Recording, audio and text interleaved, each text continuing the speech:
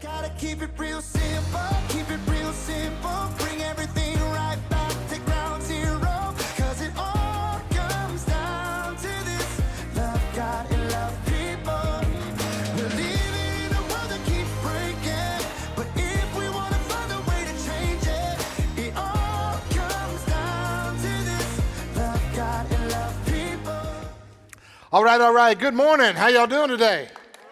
Yeah, thank you. I mean, I know some of y'all, how about the band, man? They're just killing it. I could tell some of you had a little bit of a pucker factor, wondering was Jess going to go there, and thankful that Justin didn't. So let's just leave it at that. But thank y'all for the opportunity for me to be here. Obviously, again, just be able to share. I enjoy the times that I get to do it. And Justin, as we just said, is living his dream, walking 5K in the rain. So there you go. But we are continuing the series, Living the Dream, today. And we're talking about what does it mean to live the dream and what's one of the parts of the dreams. But we all had dreams. I mean, we have dreams from when we were growing up as little kids.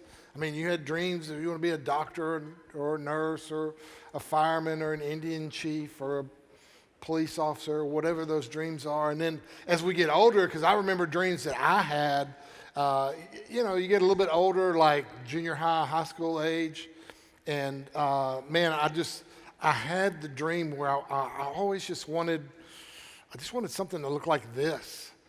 Yes. Remember that? And this is actual size, by the way, just in case y'all are wondering. Yeah, it is the boom box. Anybody have one of those back growing up? Yeah, man, you wanted one. You didn't have the little dinky ear pods to stick in your ears and listen to your music on your watch or your phone or those kind of things. No, buddy, you had to have not only the boom box, but you also had to have the cassette tape that went with it. You know, what you want to play, pop it in, play it.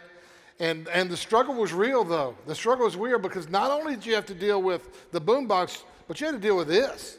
You had to deal with D-size batteries. What's the last time you used a D-cell battery in anything? I mean, I'm sure there's still something out there, but I remember with the boombox, I mean, you had two things that went against you when you went to the D battery. Number one, you had the cost, and number two, you had the weight, because it always took like 8 D-cell batteries to make that boombox work for about an hour and a half until it started going, and then you'd pop some more batteries in there. So, hey, the struggle was real, and I do realize that kids today have a lot more problems than I had growing up. I mean, with that, I can remember, too, when I wanted to ask a girl out on a date and finally got up the guts and, sweaty palms and all that kind of stuff, I had to use the phone either in the kitchen or in my parents' bedroom. Y'all feeling me? We didn't even have this advantage. Not Napoleon, but remember the long phone cords? We didn't have that until later, but I mean, that was one of those bad boys that you could take in the, if it's in the kitchen and you wanted privacy because they're in the kitchen, you walk to the living room. Or if it was stretched far enough, you could even open the door, go outside and close the door behind you and talk on the phone. So, I mean, the struggle was real. The struggle is real, But it's those things that make us understand and try to live our dreams. As I said, we're doing the series Living the Dream, and in the very first message, if you had a chance to see it, if you hadn't go online, you can watch it online. But Justin talked to us about what makes up a dream. And one of the things he told us is that dreams are born out of adversity. Dreams are born out of adversity. And so today, I want us just to walk down that road of adversity and how do we make sure that our dreams, our God-sized dreams, come to reality even in the midst of that adversity.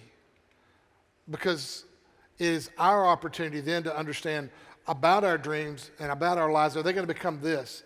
Are they going to become a roadblock? Now, I know you've only got to live here like a week before you've seen this sign, I'm sure. Or is it going to become a toll booth? And I know we don't have toll booths in Louisiana. I don't think so. I'm not native to this land. I grew up in the country of Texas. And so There are toll booths over there. But this was one, actually we went there through the summer. This is the old toll booth. If you've ever been to the beach, there's that one toll booth to go across the bridge.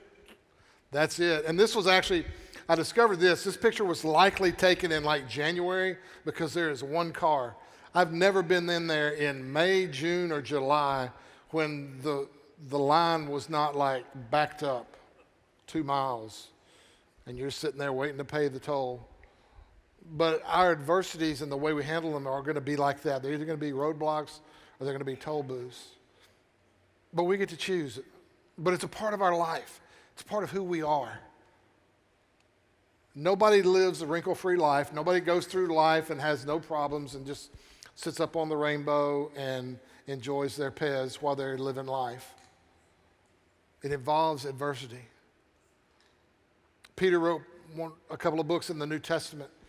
He's also the one who hung out with Jesus during his earthly ministry. Peter said it this way. He said, "Dear friends, I don't want you to be surprised. Don't be surprised at the fiery trials that you're going through, as if something strange were to happen to you." In other words, he knew that no matter what we were going to go through, there are going to be problems, there are going to be adversities, there's going to be opportunities that face our lives. Some of them of our own choosing, based on the decisions we make, and some of them just because of the life and the world that we live in. Today we're going to look at the life stories of some different people and how they took those adversities and used them to keep living the dream. I want you to check out the screen and hear Cassie's story first.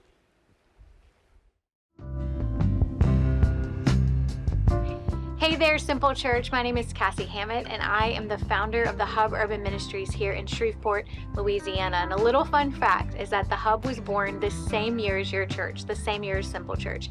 It's been so fun to be in ministry with Justin all of these years.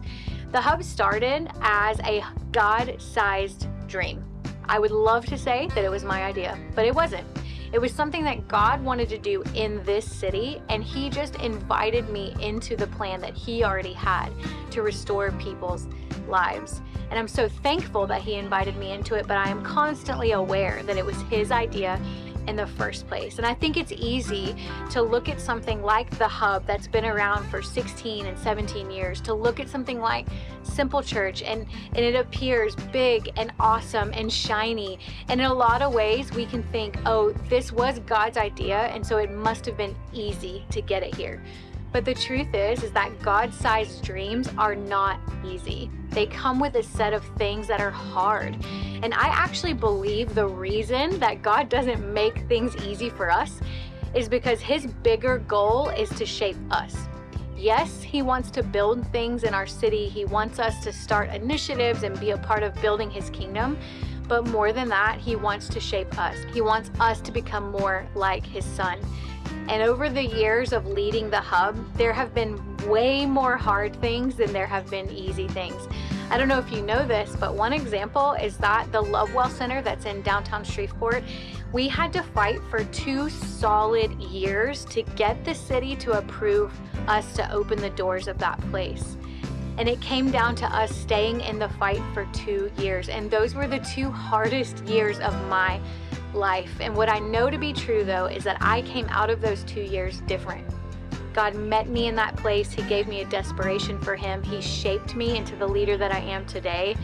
And I think that that's what I want to encourage you with, is that if God has given you a dream, chase it, but don't assume that it's going to be easy.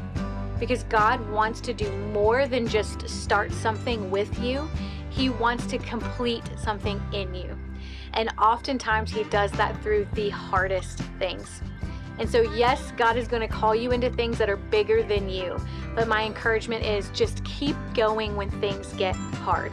Just because it's hard doesn't mean it needs to end. Because some of the best things that exist in this city, Simple Church, the Hub, and a ton of other things that are happening in our city, happen because people stuck out the hard things and believed that God was in control. And as a result, God not only started these things, but is shaping us in the meantime. Yeah, good story, good story. I love Cassie's line where she says that God doesn't just want to do something through us, but he wants to complete something in us. And I'm so glad that she stepped out and created the hub and lived that dream in her world. And our opportunity is to share in that dream we have even today. Today we are doing a Do Good Dollar Day. If you've ever been here in the past, you understand that. But just if you'll just give $1 or whatever you want to, whatever money you got in your wallet, we'll take it. But if you're on the way out, you'll see that we have some giving stations out there that have this logo on it as to be a part of the Great Food Fight to provide food for those in our community, those that are here. And it's a great opportunity, and the Hub and Lovewell, they do it right. They do it well, and we're so excited and glad to be a part of that. And that's Cassie's story. I want us to take some time, though, also to jump into the book of Hebrews, Hebrews chapter 11. Some of you may know this before if you've like grown up in church or did Bible drills or whatever. I don't know. You may remember Hebrews chapter 11 is called the faith chapter, where it talks about by faith a person did this, or by faith this happened. And we're going to look at the life of one man, and this guy right here. That's right, Charlton Heston. No, I'm just kidding. Moses, this is Moses. Anybody guys remember the Ten Commandments? I was trying to think through that. That movie used to always come on at Easter, at least when I was growing up. And I always tried to figure out what was the Ten Commandments having to do with Easter. But it's there. So some of you may have, or you may have grown up with this Moses right here. How about some flannel board Moses? Yeah. Y'all remember that? You would come to Sunday school class and you would sit down in a circle with your teacher, and the teacher had this little board, and then they would stick things up, and you'd laugh when they'd fall off, and they'd stick them back up. This is Moses and the burning bush. Don't really know why the little lamb's there, because you get that lamb too close to that bush, and you got a wildfire on your hands. But the truth of the matter is it talks all about, Hebrews 11 talks about faith and what faith is. And I read the definition the other day, and I thought, man, this is good. Here's what it says faith is. Faith is this. Faith is what you do about what you believe. Faith is what I do about what I believe. So if I believe that God is who he says he is and will do what he's promised to do, then I can trust him. And so we begin to ask that question of ourselves. Are we willing to trust God in the hard times? Are we willing to do that? Because faith is a part of our lives. If you're a Jesus follower here today, faith is a part of your life. As a matter of fact, reality tells us that faith, whether you're a Jesus follower or not, we exercise faith in a lot of different ways, putting it in things that we can't see. But for us, faith is what do you do with what you believe? Are you going to do that? Are you going to trust God? Are you going to use that adversity to reach your dreams? First thing I want you to see and understand that in reaching our dream and dealing with adversity, sometimes we have to say no. Sometimes we have to say no. Look what Hebrews 11:24 says this.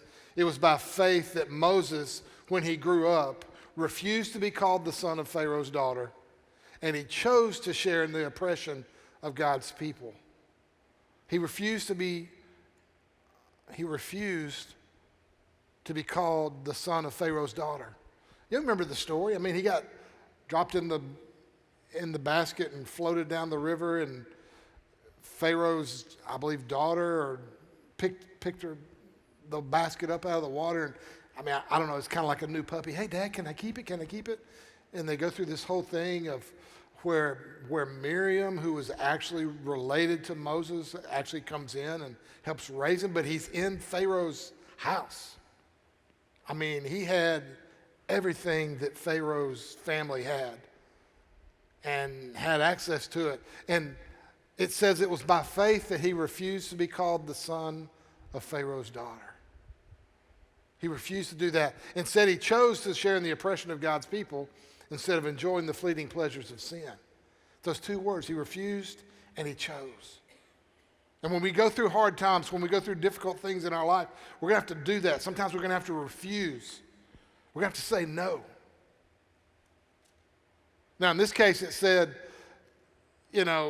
Moses said that of Moses, it was said that he refused to do that. Instead, he chose to share in the oppression instead of enjoying the fleeting pleasures of sin. When I first read that, I thought, that's a great picture of what sin's like. And you can fill in the blank on what you think a sin is. But it's a fleeting pleasure. I think a lot of times, those of us that stand here and talk to people that sit out there have this picture of sin's bad. And it is bad. There is a negative effect of sin. Trust me. I've lived it and know that. But there's part of it that's fun. There's part of it that, man, it feels all right. And so many times, but what we don't realize is it's a fleeting pleasure. I mean, we understand it. It happens something like this in the workplace. We show up and that other person shows up, and pretty soon you're kind of talking, and that other person's saying things that you're thinking, man, I don't get this at my house. And you go back and forth. And then all of a sudden you end up in my office and you say, man, I don't know what was going on. We were at work. We got to talking, and all of a sudden we just fell in love. We just fell in love. Here's one simple truth I learned a long time ago. You don't fall in love. You fall in a manhole. It's a choice. It's a choice that you make in doing that. And sometimes you have to say no to what's called the fleeting pleasures of sin. Moses did that. Moses said, no. He said, rather than share, he chose to share in the oppressions of God's people, rather than enjoy the fleeting pleasures of sin, because he understood this. He understood that every sin has a price tag. And not only does it have a price tag, it has a predetermined set of consequences, so that when we do something, those things happen back to us. And we end up stuck unless we say no. I think the second thing that Moses really understood a lot about overcoming adversity and living the dream was that sometimes when you want to live the dream and reach the dream, sometimes you have to just say not now. Sometimes you just have to say not now. Look what in verse 26 it says this. It says that he thought it was better to suffer for the sake of Christ than to own the treasures of Egypt, for he was looking ahead to his great reward. He was looking ahead to his great reward. I think scientists call that delayed gratification. And we live in a world that is full of instant gratification, right? I mean, why did they invent the microwave, right? So we could have our food faster. Why did they invent the drive-through at Chick-fil-A with 2 lanes that go down into one so it can really tick you off while you're sitting waiting on your chicken? No, it's sometimes we have to just wait because we live in a world that's full of instant gratification. And it says that Moses chose to say, not now. Drew is one guy that understands the not now side of life.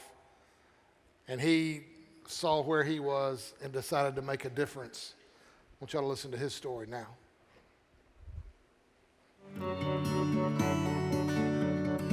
Hi everyone, my name is Drew Kent and I'm a runner for Parkway High School, and I'm living my dream running and helping out the Lighthouse Family Retreat.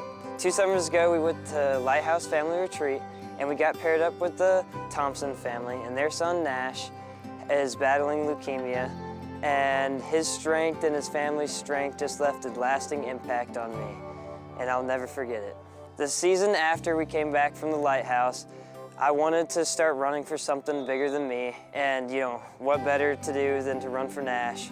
and Nash's slogan was Nash You Strong, so I decided to start writing Nash You Strong on my wrist to help me push me through the races and tough workouts. So Coach Fall thing, every year he does a slogan for our cross country team, and this year he did Dream Big. And his idea for Dream Big was to, race for other people, to be running for something bigger than ourselves. And, most of it is for Nash and the Lighthouse Family Retreat. And so Coach sold these shirts and all the proceeds went to the Lighthouse Family Retreat. I'm living my dream this season by doing what I love and helping more families like Nash battle cancer and beat it. Yeah, great story. Drew, if you're here or if you're watching, man, thank you. Thanks for making a difference. And you're going, well, what does not now have to do with it? Let me tell you what not now has to do with it. In order to run cross country, they don't get you up the line and say, here, guys, eat this box of Little Debbie's and then take off going, right? I mean, they don't. You got to understand, in order to train for the race and run the race, that you got to sometimes say, not now. You got to say, not now. And sometimes we get into situations of our own choosing that end up bad, and we think, man, I got to get out of it now. When the truth of the matter is that it may have taken us 3 years to get into this situation, but we think we should be out of it in 30 minutes. And that's not the way it works. Because we have to understand that adversity is part of life based on the choices we make and sometimes the things that happen around us, because we lived in a messed up, jacked up world. And sometimes you just have to say, not now. I think the last thing Moses knew and understood in his own life is you got to keep your eye on the prize. You got to keep your eye on the prize. Comparison is a dream crusher, right? I mean, we get it. We understand that, because sometimes we get our dream and we think of what's going on in our world and our life, and we think, man, I'm finally doing it. And all of a sudden we look on the screen of our phone and we're going, oh man, they look really nice. And oh, that family's in Disney World again. And we just keep flipping through it. And our dreams become smaller and smaller and smaller, because we don't keep our eye on the prize. I heard it said this way: we buy things with money we don't have. We buy things we can't afford with money we don't have in order to impress people we don't even like. And that's kind of true, because comparison is a dream crusher. And we have to keep our eyes on the prize. Moses knew that. Look what it said in Hebrews 11, verse 27. He says it was by faith that Moses left the land of Egypt, not fearing the king's anger. And he kept on going because he kept his eyes on the one who is invisible. He kept his eyes on the one who is invisible. Who is that person? Jesus, that's right. That's when the Sunday school answer works. Yes, Jesus. And you're thinking, well, what about that, man? Because he was like in the Old Testament. That was before Jesus. How did he even know Jesus? Because by faith. Because he knew that faith was what he would do with what he believed. And he knew that someday there would be a Messiah. There would be a Savior. And it says he kept his eyes on the one who is invisible.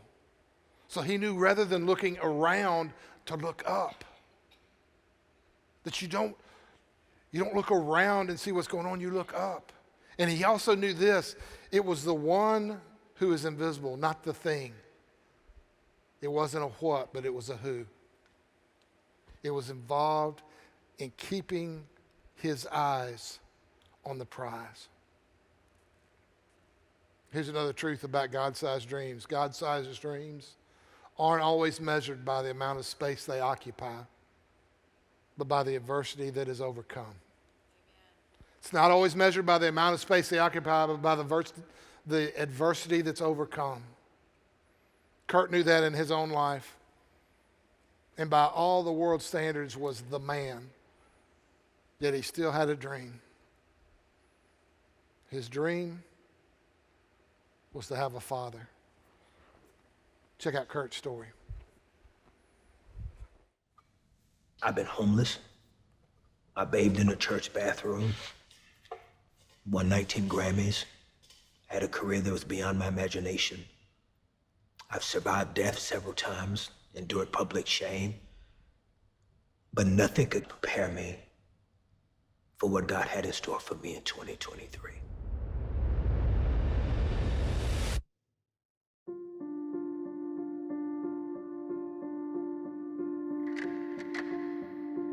I was born Kirk Smith. I was raised in a neighborhood called Riverside in Fort Worth. Low-income community, you know, pimps, prostitutes, clubs on the corner, liquor store right around the corner from the house. I would go to church every Sunday with the woman that adopted me, Gertrude. She adopted me when I was 4, and she was 64. She didn't have any children, but she was a distant relative. There was never a time that I don't remember not knowing I was adopted. It was always a part of the framework of who I was. I don't remember having birthday parties when I grew up. I don't remember cakes and candles and gifts. I wasn't raised with siblings. I wasn't raised with cousins. I wasn't raised with relatives. I lived by myself. I was raised alone. It was horrible. I would see my biological mother, Deborah, maybe once or twice a year.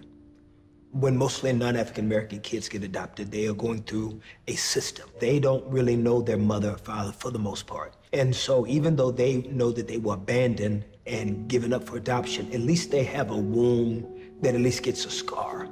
But when you come from these marginalized communities and you see your biological parents 2 or 3 times a year, it's a scar that never gets to heal because every time they leave, they're ripping that scar. So you grow up with a lot of rejection issues. You grow up with a lot of, why am I not good enough to go with you? I give up every trophy that I've won just to be somebody's son.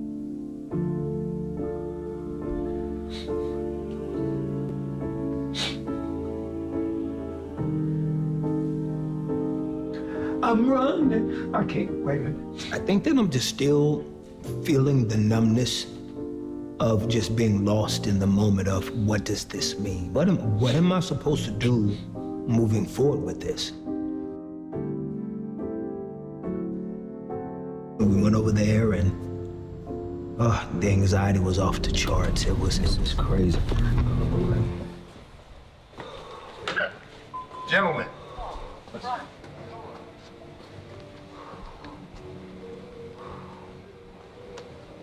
Enter. I'm Rick Hubbard. Hey, my name's Kirk. You know, I see him. I can't even tell you what I felt, what I was thinking. I was just lost, not knowing what to do.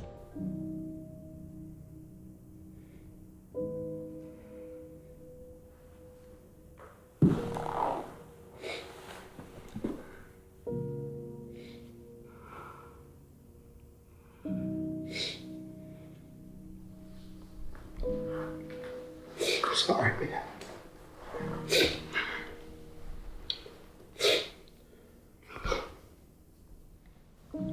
It's not your fault. You didn't know. I'm sorry. Hey, didn't know. I didn't, man. You didn't. And had I known, you would have known. And I would have been a...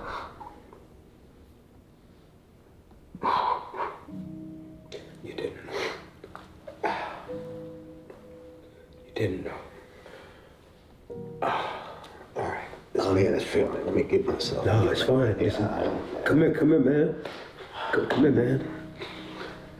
Give me a chance. This is gonna be a lot, but I wanna hug you. Please forgive me if it's not the best hug. No, bro. Just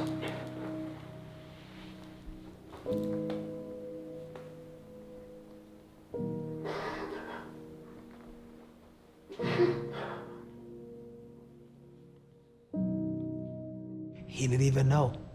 He didn't even know he had a son. And I didn't even know I had a father. That close. I was that close. I was that close to having a daddy. I wanted a daddy so bad. All them sleepless nights, all the days I got my kicked at school, all of those times I was messing up in life and had nobody to take up for me. All of those times I didn't know what love was. Love is a muscle that has to be trained. Yeah. I wish we had time to watch the whole thing.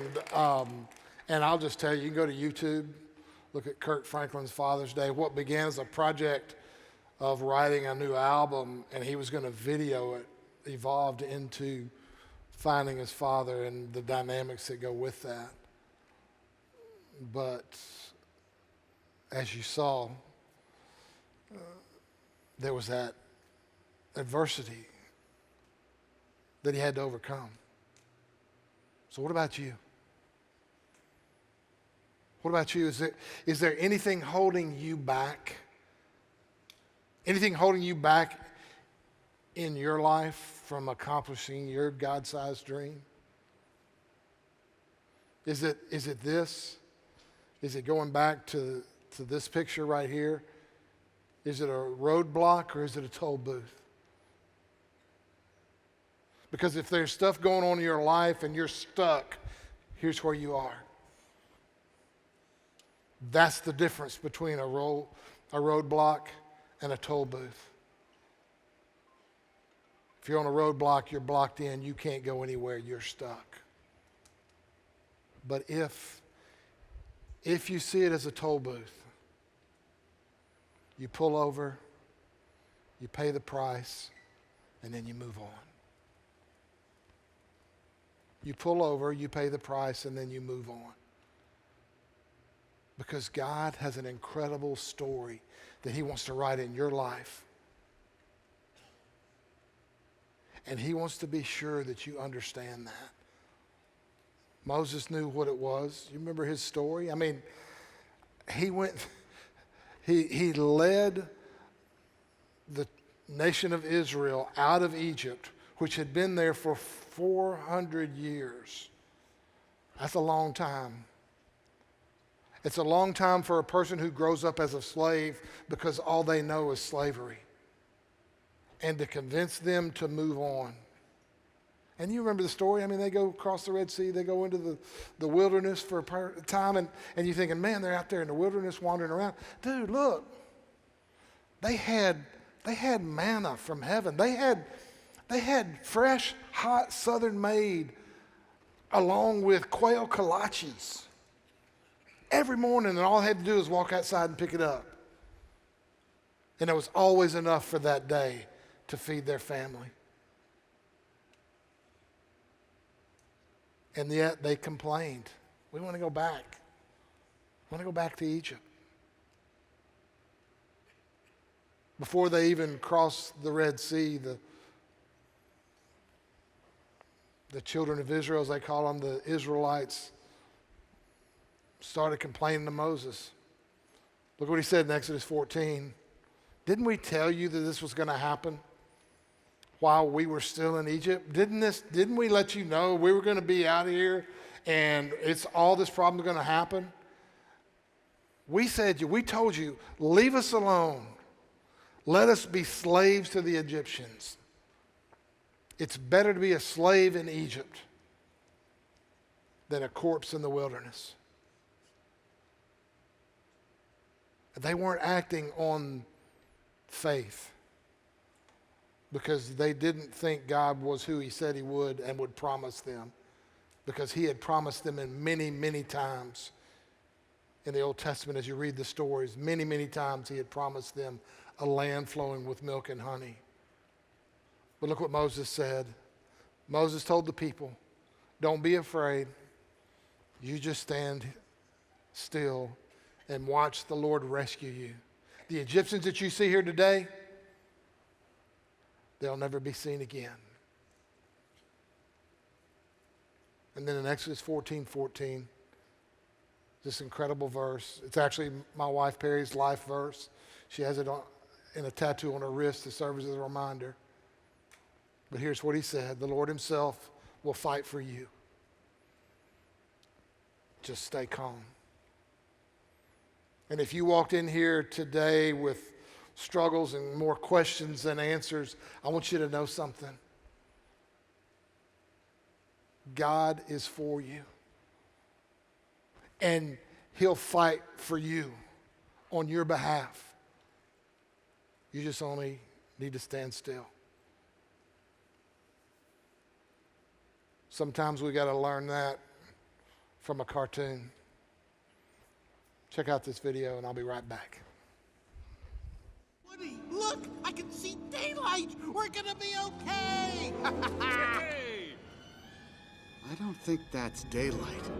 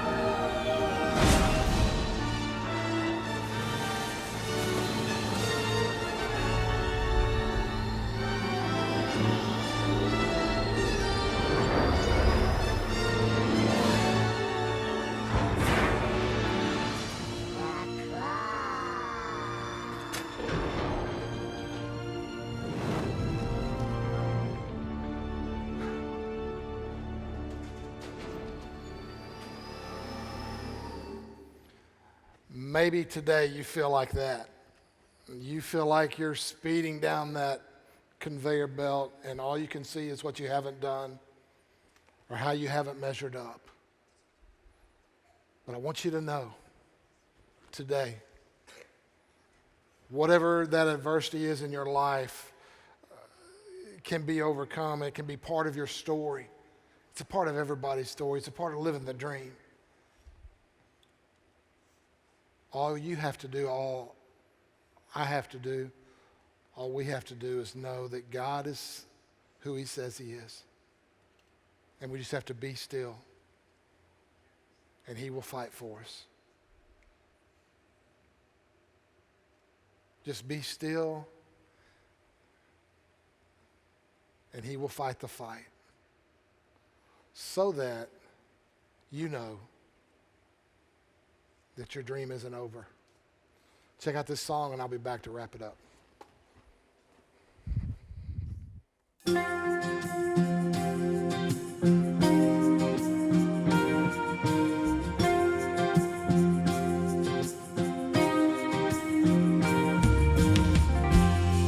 There is freedom within, there is freedom without.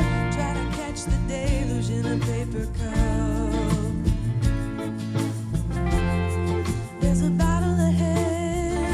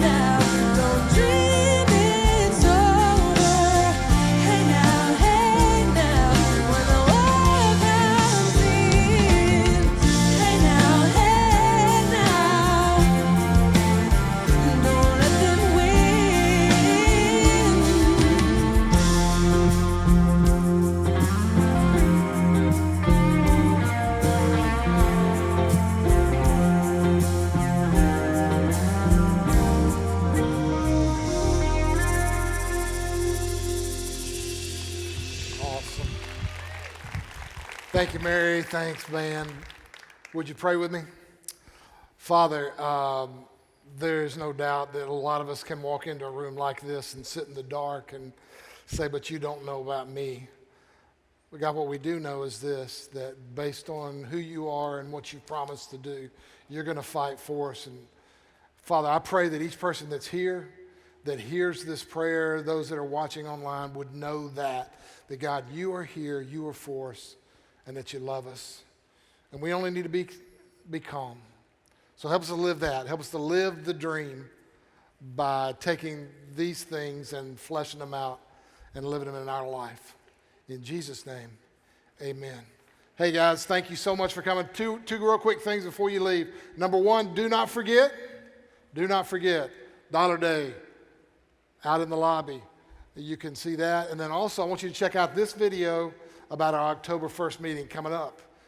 After that, y'all go have a great week. Good morning. My name is Mallory Semenko, and I'm the volunteer coordinator at the Simple Church. We are excited about our move to the Regal 14 Theater on January 7th, 2024. For those who are counting, that's only 105 days away. If you are already a volunteer at the Simple Church, thank you. We truly cannot do what we do without the help of hundreds of volunteers each Sunday. And we want you to be at the October 1st Boardwalk launch night here at the Shreveport Convention Center. You'll hear first all the details about the launch at the Boardwalk, including the new service times at 9, 10, and 11 a.m. We need you to RSVP with the form in our app or website, even if you've been volunteering forever, so we can update your information in our database. Maybe you haven't volunteered in a while, or you're new here. This really is a great time to start. We'll need more volunteers than ever, and you can sign up today. I'll be in the lobby right after this service to meet you and answer any questions. Hey, and the first 10 people that come by my kiosk in the lobby today will get a gift just to say thanks. We are looking forward to this new era at the Boardwalk, and I can't wait to see you next Sunday at the Boardwalk Launch.